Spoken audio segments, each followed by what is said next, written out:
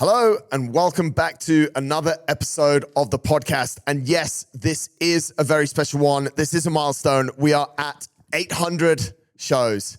That's a hell of a lot of talking. I actually know a few people who claim to have listened to all of the shows.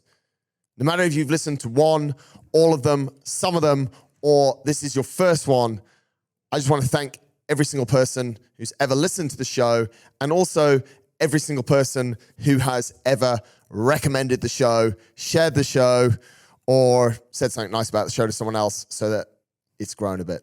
We do have some listeners, and we have managed to do what I set out to do. And that's actually where I'm going to start in this quick introduction. The objective of our show, when I started it almost 15 years ago, or 800 shows ago, should we say, was just to have conversations with people, share ideas, and hopefully inspire some action. And that's the way that we continue. Today, I have two very special guests, and it is a very special show, being 800, but it's a very special show for another reason as well. That reason is going to become quite apparent as the two guests that I have share something with you. It's a show, we've put the show together in a way, everyone's thinking, what the hell are you going to do today? We've put this show together in a way that actually we haven't put a show together before. I haven't, even at the time of recording, even at the time of it being released, I haven't, and I will not listen to, or I'll only listen to them at the time of release, what my two guests today, or what the two other speakers of the two other segments of this show have to say. I won't ruin it.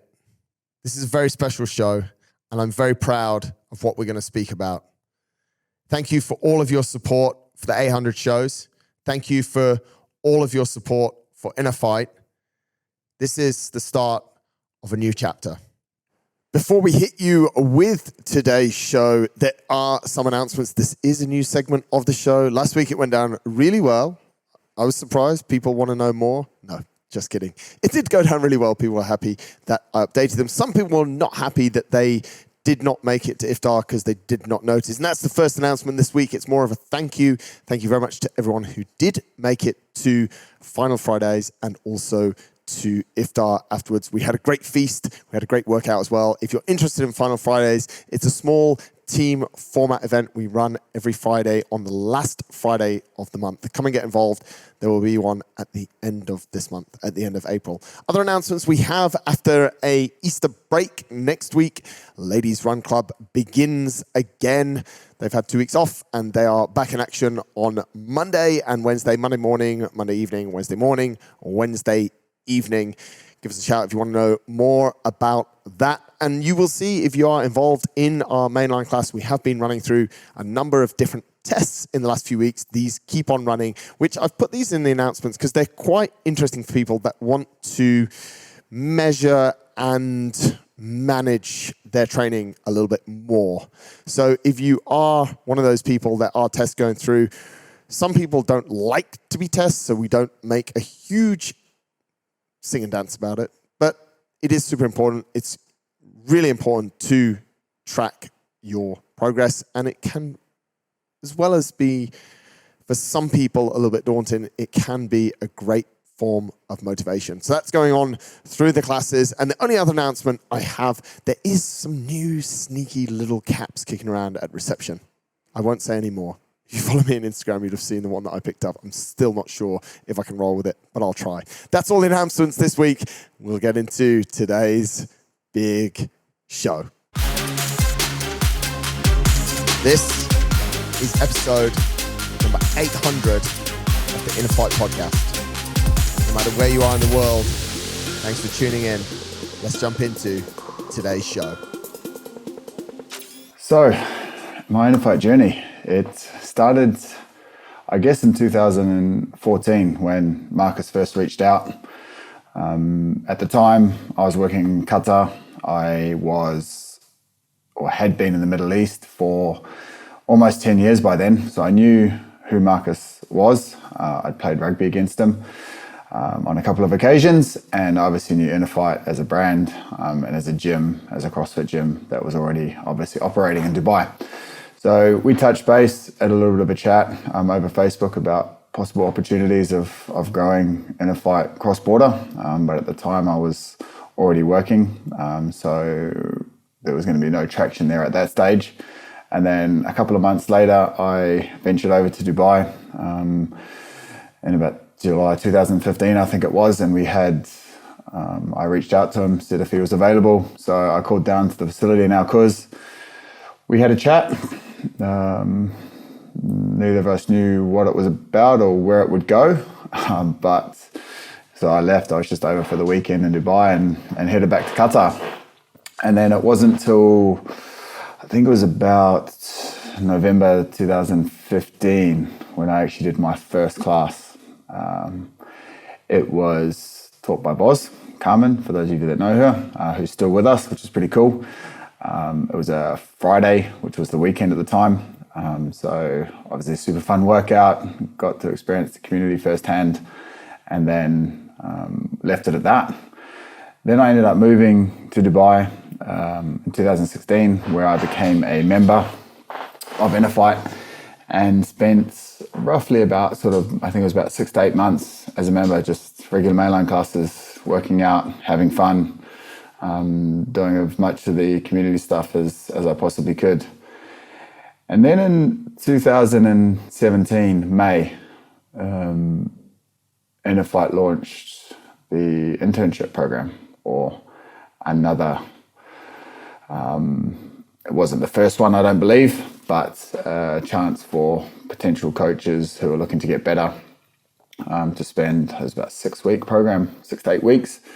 And so I joined that, which gave me an opportunity to see what went on behind the scenes, get to spend some time with a few more of the coaches that were working in the business at the time, and yeah, just get involved in the community in a slightly different way, which was cool.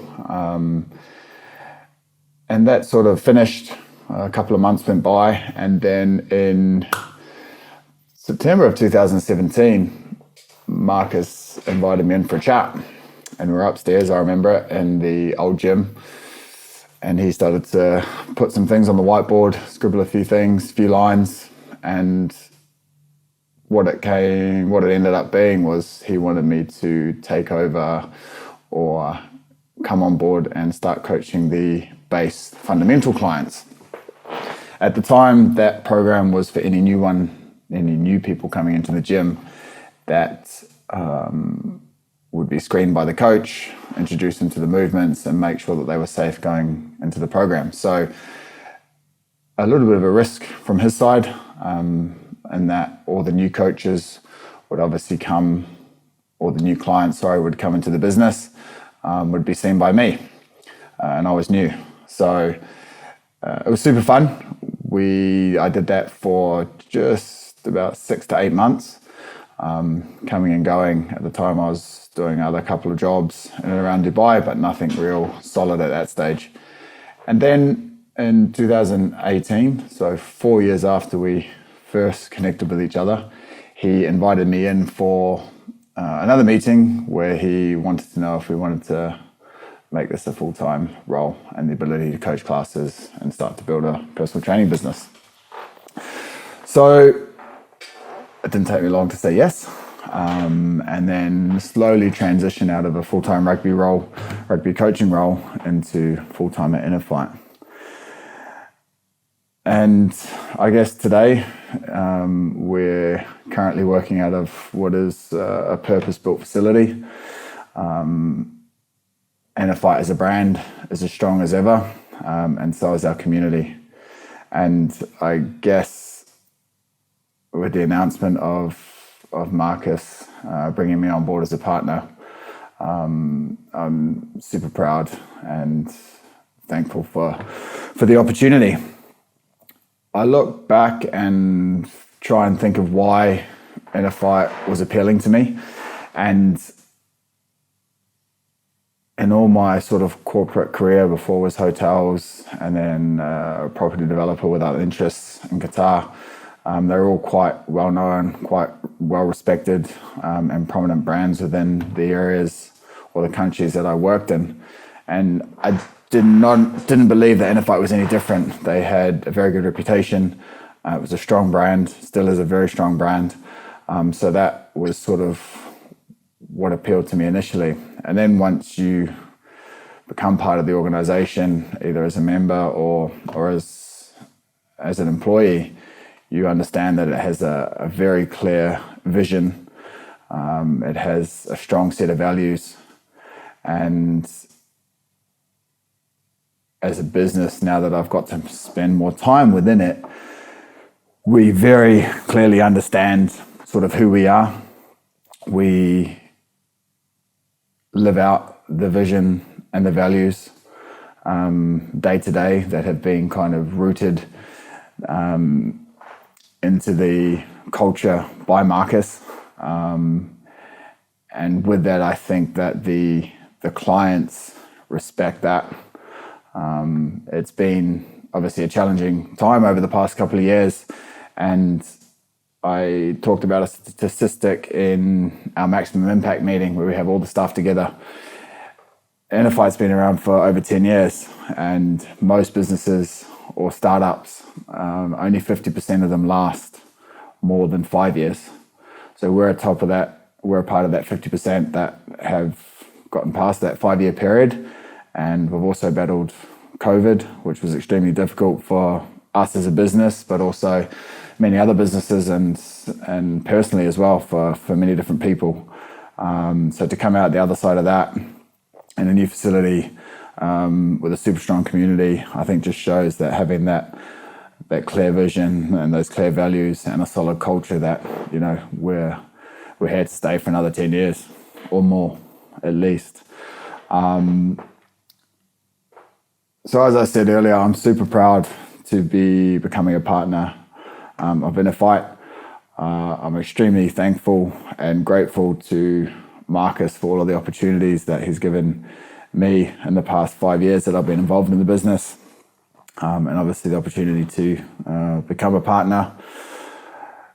I look forward to many more years serving the community, continuing to deliver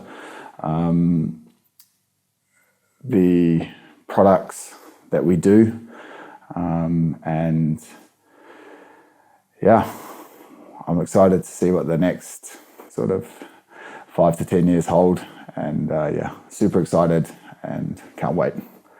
Let's go. So the partnership with InnerFight has not been a short-term process. It's come about starting off with me really being a fan of the brand, me getting an opportunity to work for the brand, understanding how Marcus works, understanding how Jamie works, and then understanding that it's absolutely how I want to work and almost do work already. So the partnership has grown quite organically, and it's a real privilege to have been asked, not only to have signed the contract, but to have been asked to do it. And it's been a real interesting story. As I said, it built from me being a fan of the brand, and it actually goes back to 2010, where I was an aspiring personal trainer in Abu Dhabi. I'd just moved there. It was the first time living overseas. And what as all aspiring personal trainers should be doing, they should be absorbing up every piece of information they can get their hands on. And one of the pieces of information that I would often buy and read was men's health in the Middle East. And I think I had it because the hotel used to get it free. In the back, or on the back page of every month, there would be a workout by a guy named Marcus Smith from a brand called InnerFight. And I would always have a look at that workout. I think I'd always have a go at it. And then built kind of a following for Marcus through the magazine, and also I think maybe Twitter in those days. It certainly wasn't on Instagram then. And I always remember thinking, you know, that looks like something really cool. At the time, I was on a very low salary, and even though I was in Abu Dhabi, it was very hard for me to get over to Dubai, and I also don't think I was in the right headspace or maturity to go over and have any sort of meaningful conversation with Marcus in InnerFight, so I just used to watch from afar. But in 2014, I was actually out doing some work in Dubai, And that was the first time, so 4 years on from when I'd first seen the brand, I got the chance to head over to InnerFight, which was then in Al-Quoz, in the old gym. And I got to come into the building. I got to see, what was being talked about online and things. I'd also get the weekly mailer, and would often see certain coaches and would want to talk to them, but obviously never had the chance. So I finally got to go to InnerFight in 2014 as a 24-year-old, and by then I'd been a personal trainer for 4 years and just wanted to go in, have a workout and experience the atmosphere. And Marcus has a good story about that. He remembers me going in, and he remembers that I was the only one in the 10 a.m. class with Jonesy doing Karen, which is a workout that involves 150 wall balls. I think it was double Karen. Anyway, I can't remember exactly the name of it, but I do remember doing 150 wall balls on my own with Jonesy watching and being absolutely delighted that I was just able to be there and do it. I left. I didn't have a long conversation with any of the coaches there, to be honest. I just took in what I could and left. And sometimes you get a feeling where you're going to be back somewhere, and I definitely had that feeling that day that maybe I wanted to be back there. And in 2015, I actually asked, I had a look through some old emails, but I sent an email to Marcus asking if I could come and do a bike fit workshop, because then I was trained in bike fitting. And Marcus told me that Wolfies took care of that, and so that was the door closed on that one. But I didn't give up. I continued to follow the brand, and I then went to university in 2015 actually. So it would have been the summer of that year I started university, and I'd worked in a lot of other gyms for a lot of other people. And one of the things that always came back to me was if I wanted to achieve what I wanted to achieve, then I needed a degree. So I bit the bullet and went to university to get a degree. One thing I was adamant on was I was not going to leave university without a job. And I'd had 3 jobs while in university, but none of them were sort of career jobs. And so in my final year of university, alongside the dissertation, it was also a huge task for me to make sure I had a job as I left. So in September 2017, on the first week of university beginning, I sent an email to Marcus asking, was there a possibility of when I left university, would there be a job on the endurance team? And basically, do you want to grow your endurance team? I'm finishing a sports science degree in 8 months, and I would love to come out and work for you. We chatted a little bit, and he basically said, come back to me when you have a degree. So I did. I remember putting the reminder into my calendar to send another email in my last week or in my last part of term for university, maybe a bit before that to get ahead of the game. But it was actually a very difficult time for me. There was a few things going on in life that I had to make decisions over, and one of those was a job. I had a job lined up for me in London, and I had quite a lot of other things that kept me in London. And I remember reading a very apt quote at the time from Marcus's Instagram, and this was in April of 2018, and it said, "The hardest thing you will do today is say no to something that doesn't take you towards your goals. There is no downside. Stay cool." And that spoke to me a lot, and it made me really say, okay, I know what I want to be doing, and I now need to make it happen. And I sent an email again, just making sure that we were still on track to discuss a possible job. And Marcus surprised me actually by saying that he was going to come to London in May of 2018, which I would have been done with uni then, and could we go for a run together and discuss what the potential is. And so we did. And I still remember the run. I remember being extremely nervous at the beginning to meet Marcus, but I also remember not having any doubt that it was the right thing to be doing. And it was another quote actually from Marcus's Instagram that helped me with that. And the quote is, "The more you think, the more confused you will get, as you will start to consider variables that are so far out of your control, and they will ruin your mind. Don't think too much, just do. And so I did. And we went for a 30K run, and I just listened. I just listened to what Marcus had in his head, to what he wanted to, or what he thought he could achieve with the business, and where my role would sit within that. And it wasn't very clear, to be honest. It was, we'll get there, and then we'll look at the next step, and possibly we can do that, and then we can look at that, and it'd be cool if we can do that, and what do you think about this? And we actually ran for 30K. We had a coffee, we had breakfast. We probably spent a total of about 3 hours together. And this would actually become on to be part of how we've built a strong partnership, is just time together, probably in the middle of nowhere, usually in the middle of nowhere, just talking. And so in June of 2018, I flew out and took the job, and straight away was over the moon with my decision. I went and stayed with Holly and Marcus, and they welcomed me into their home. I stayed with them for a month, and it just felt like I was absolutely meant to be there, working for the company.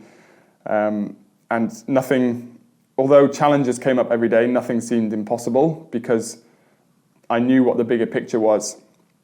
And the trust that Marcus gave me immediately, he lent me a car, or he'd asked me to drive his car somewhere.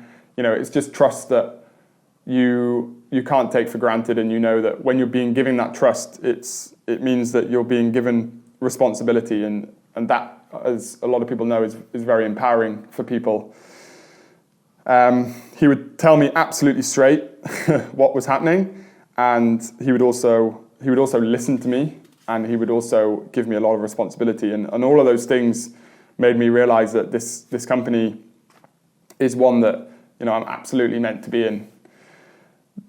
When Marcus wasn't around, the brand, you could say the people in the brand, the other coaches, what the brand values mean, that would lead me if Marcus wasn't around, if he was traveling for races or whatever. And I started to feel this ownership in the brand, and I hadn't felt this ownership like anywhere else I'd worked for. And I worked for probably 7 or 8 different companies at this point, despite being quite young. As a fitness trainer, you tend to bounce around, trying out different things, and I'd never felt the ownership like I'd felt. I'd also never had conversations that I'd had with anyone else, with Marcus at that point, and all based around vision of the brand, human behavior, where we want to go, how we can help people. And it would generally be, we would sit down and discuss for 2 hours how we could help someone, and that's very rare. In the trainer world, it's normally a discussion around what other people are doing or what you'd like to be doing, but no action points at the end of it. So it was a really good atmosphere for me to be in. It was also at this time that I first moved out that I met Jamie, and Jamie would actually come on to be my landlord. Jamie, I think, is actually similar age to my older brother, and I would very much describe him like that. He's like an older brother to me. When he talks, I want to listen, and he has one of the strongest moral muscles. You're also pretty strong, mate, but moral muscles that I know. He absolutely knows the difference between right and wrong. And someone like me who's quite performance character driven, and been learning a lot about this recently, but performance character driven, which is basically, those people who might step on the wrong toes to get to where they believe they need to be going.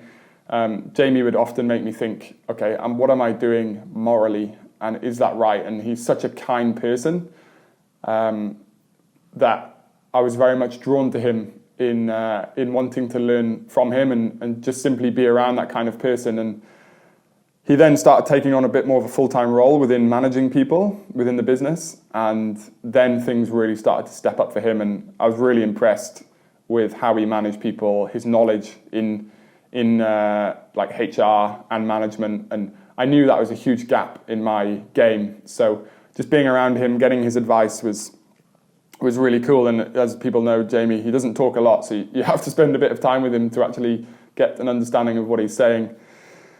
So all of this was coming together, and I actually never expected a scenario where I would be offered a partnership in the business. But Marcus did it, and one of the good things is with Marcus, you know that you're never getting a freebie. You're not getting something for the sake of getting it. If he's asked, it's because he wants it or he believes it's the right decision. And for me, it came back to another question of myself, which was a quote that I read from him in 2018, which helped me about deciding to come out for the job, was don't overthink this. There's a legal side, but ultimately, this decision is going to take you to where you want to be. It's going to keep you within a business that you want to work in and you're learning from and you feel ownership for anyway. And I see the amount of people that we have helped with the business, and if I can be a bigger part of that and obviously continue to be a part of that, then that's only a plus side for me. So yeah, I tried not to think. I sent it to a couple of people and what do they think, and everyone kind of just went, well, yeah, it makes sense. And especially the chance of doing it with Jamie as well. So we have the three of us. It's awesome. And it's really, it's quite unbelievable for me, to be honest. But absolutely love it. Not a lot has changed. I felt ownership for the brand before. I feel even more ownership for it now. And I look forward to continuing to help as many people as we can with the three of us. And yeah, we sit every week, we talk about what we want to build, and it's really, really exciting. And I hope you guys, thank you first of all for everyone, but I hope you guys can watch us and see what we are able to achieve. And it's really cool. So thank you for listening. Drabbled on a bit, but something that you can start out as just being a fan of a brand over 13 years ago you can get to where you want to go. It takes work, but you can do it. And I think that's the ultimate story here that I want to tell is, figure out what you want to do. Don't overthink it. Just work till you get it, and you can. And now it's my turn for my 10-minute segment. We've heard from both of the boys, and I'm sure by now you've probably figured out, well, at the time of recording, as I said in the introduction, I have no idea what they said. However, today, I'm super proud to talk about a new chapter of, I guess you could call, InnerFight history. Before I speak more on that, I'm going to take it back to 2015. I had an impromptu meeting with Jamie. He came into the old InnerFight. It was a Saturday morning. We were training. There was quite a lot of us training. And we sat together under the rig. One of my friends has said, there's a guy called Jamie, he's moving to Dubai, and he thought that we should have a chat. I said, yeah, come. And as Clarky does, he listens super well, doesn't say too much. And often you go away from a meeting with him, and unlike a lot of meetings that I have where I'm like, action steps, what are we going to do next? We kind of just left each other. I didn't know what would happen next. I didn't actually know what he really wanted, and I didn't know how we could serve him. A couple of weeks later, it might have been the next week, he rocked up as a member of the gym and started working out. And I'd known of him through my friend through rugby. I knew he knew how to work out, and I also knew that he was involved in a gym in Qatar. So it was super nice having him as part of the class program. And he integrated nice and quickly into the community. And very soon it became apparent that the conversation we'd had around opportunities and coaching, he was quite interested in. And this is where he's such a unique and great fit for our business, is that you could tell that he'd figured out that his values and the values that he saw within the people in the gym, within the sort of business model that we had put together, really resonated. And this is a place where he wanted to be. He joined our internship program to learn more about how we'd put things together and what our culture and environment was. And very soon, actually, we were super, super happy to give him quite an interesting job, which was to handle all of our new members onboarding. Something that is and has and continues to always be sort of quite special for us, that the first person that handles a new member and how all that goes. And we felt so confident in Clarky's ability that we gave it to him. He was working on another job coaching at the time, and he told me that he wanted to coach more. So we gave him more coaching, and this is how our relationship kind of grew. We'd sit down and we'd say, okay, what do you want to do? And he'd say, well, I'm interested to do this. And I'd open the door and say, go get it, make it happen.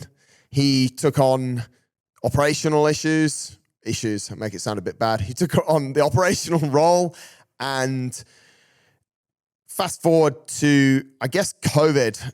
And he was probably one of, along with the second guy I'm going to talk about, one of the most insane supporters and support that I needed, and the business needed, and the people in the community needed during that time. Often in silence, often just getting on with things. And I was like, wow, this guy is just an incredible human, and everything he does, everything he believes in, and the way that he does it is just our business. And it was at that point where I started having a conversation with him and asked him if he'd like to be involved in the business in some way in the long run, to which he was always super open. The other guy, who you've heard from, Tom, first came to the gym. I'm not sure if he shared this story, but it was quite a good one. Somewhere in around 2014, when it was Hell Week. And he booked into an 8:30 class, which on the day that he came had only himself in it, no other people in it. And the workout, a great Hell Week workout, was double Karen, 300 wall balls. So you can imagine, Tom was actually working down in Abu Dhabi at the time. He'd heard about us. He quite liked what he'd seen. Again, I believe his values and what our values were, there was a lot of chemistry, a lot of good energy. And he came down to have a workout, and he was on his own, and it was 300 wall balls. And I actually watched a lot of it from the balcony in the old gym. And I thought to myself, wow, that's some pretty decent time he's had with the coach at the time, Matt Jones, but he's made it happen. He's got through 300 wall balls, and he left. And I didn't hear from him for a couple of years. And I thought, well, nice guy. That was that. And life goes on. And he called me, or he sent me a message a few years later. I think it was in 2017. And he said, I've been back in the UK. I've been studying. I'd like to talk about the potential of coming and doing some work with you guys. I was like, wow. We must have left a half decent impression, and hopefully his DOMs had worn off by then. And we had a conversation, and I said, listen, I'll come and see you in the UK. And I flew over to the UK, sent him a pin of where I was, and we arranged to go for a run. We arranged a time. We didn't arrange anything else, distance or anything. So let's go for a run. Let's have a chat. What that turned out to be was around a 30K run around London, talking about, I guess you could say, the world of endurance, the endurance landscape here in the Middle East, the opportunities, and essentially discussing a vision that I'd had on what our endurance setup could look like in years to come. And Tom was just about to graduate from uni. He joined uni as a mature student. He told me he was probably going to graduate with a first, which was quite impressive. And I said, well, that's the vision. And by the end of the 30K run, he'd asked a lot of questions. I'd asked him a lot of questions. And I said, go away and have a think about it. I then flew off to France. He went back home, or went back to uni. And about a week later, he said, it makes sense what we spoke about. How do I get involved? And I basically said to him, well, there's a job there whenever you get here. And he'd heard about this thing that Rob Jones and I were sort of putting together, the first Into the Darkness in 2018, 50K bike, 50K run, 50K bike. I think we talked about it when we were in London in May. And he said, I'd like to get there for that. And Tom flew out here 24 hours before that started. And since then, over the last coming up 5 years, he has taken that vision. He's headed up our endurance business. He's made that vision pretty much his own because it's something that's resonated with him. We've had great times. We've had some challenging times. And we believe that we're serving the endurance community locally and hopefully doing something for the people that really brings endurance closer to a lot more people in a way that they can continue to enjoy it and they can sort of continue to experience what both Tom and I experienced in endurance. So you probably know why those two stories are important. I thought it was super important to share the background on those two guys, how we've worked together and how their vision and their values have aligned so almost naturally, perfectly, but organically, which is all quite contradictory with the InnerFight brand. And I'm insanely proud and excited to announce them today as partners of the company, as I believe that they both have an insane work ethic, skill set, and appetite to take the InnerFight business on all levels to the next step, to continue to grow the brand in the right ways for the right reasons. I've had a lot of different proposals in the past for partnerships, for brand growth, but nothing's resonated or felt as good as partnering with these two guys. So from today, they both take a ownership in the company. We become partners. They continue, this is quite the funny thing, they continue their roles. I continue my role. Doesn't mean that we change any of that, because I think a lot of the time what's working we should sustain. We're always challenging the status quo, always asking each other how we can do things better. Does it align with our vision? How do we drive it forward? Is it in tune with our values? And then we make decisions. Our roles on a daily basis and what you guys as listeners, potentially as clients, friends, the wider community, hopefully our roles to you don't actually change at all. Our service to you continues. What we can promise you is that we remain committed to our vision. We will continue to live by our values, and we will constantly try and make people better at life. We will constantly challenge how we do things. We'll always try and get better. I cannot guarantee you that we will always do what you believe is the right thing. We will never make bad decisions in the moment. However, and this is what I always say, is that sometimes we do make bad decisions, but we're never doing it on purpose. We're doing what we feel is generally right for the vision of the company and the people that make up our community. It's an insanely exciting day. They are incredible human beings, and I think as a team of three, within the wider team of InnerFight and within the wider InnerFight community, it's something that I'm just super excited about, and I feel that it's the right thing and an awesome thing for us all to do. So there we have it. That has been show 800. Hopefully they said something similar. If they didn't, this could be a little bit of a weird ending to the show, but that's the news. Thank you so much for all of your support, as I said, for the 800 shows. Thank you in advance for your support of all future shows and the future of what we are. I don't really see it as a business. I see it as what we are super passionate about, which is helping people to get better at life. Thank you.